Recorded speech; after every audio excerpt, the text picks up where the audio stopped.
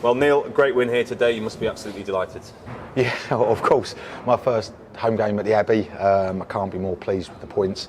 Obviously, we had to ride the storm at the end with 10 players against a top side. They ask a lot of questions of you. You can tell us maybe a little bit nervy, sort of in the bench and in the stands.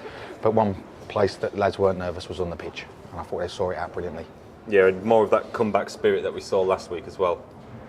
Yeah, again, just a bit of belief maybe. You know, last week definitely helped us. It wasn't just the comeback last week, it was the first half performance that really helped. You know, the lads showed that they're good players and they're a good team, a good squad, and just asked to repeat that really at home. Today was a completely different game to Charlton.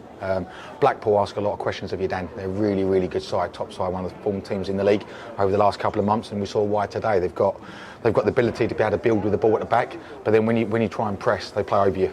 And they're really aggressive with it, and Beasley and Rhodes up front, and Jordan Rhodes top player at the level. But they're a real threat, and certainly going to be a team in that top six at the end of the season, in my opinion.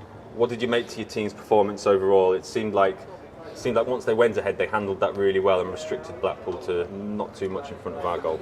We did a different today. Was I thought we started the first 5-6 minutes really well, pinned them back, and then the conditions really kicked in. I think caught the lads a bit by surprise. The wind really tough to get out of our own half at times, and we made a couple of poor decisions on the football, when to play forward and when to retain possession, and put ourselves on the back foot a little bit. So a couple of areas definitely identified already. Spoke to the lads at half time about helping us improve.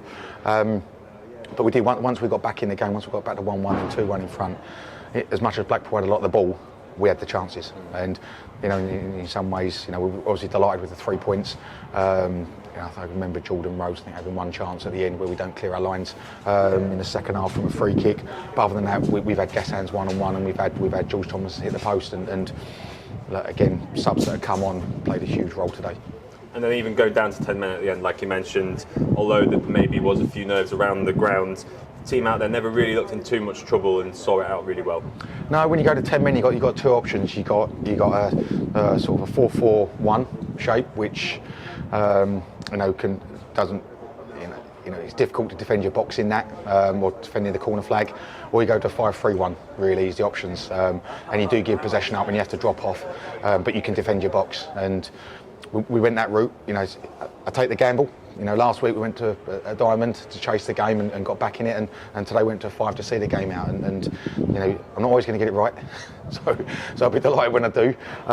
But credit goes to the players. They defended their box really well, and the guy said to me afterwards, not for a few years really gone to a back five. So to go and deliver that without any work on the training pitch, really impressive. And those last two games now must give the group great belief and momentum heading into the final game here before Christmas against Exeter next Friday.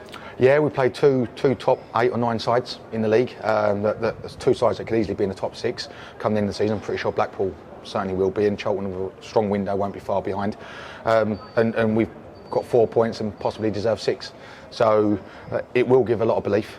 Just said to the boys, well done. Enjoy the weekend, but when we come in Monday, they're ready to work on Exeter, because that's a huge game for us, Exeter at home.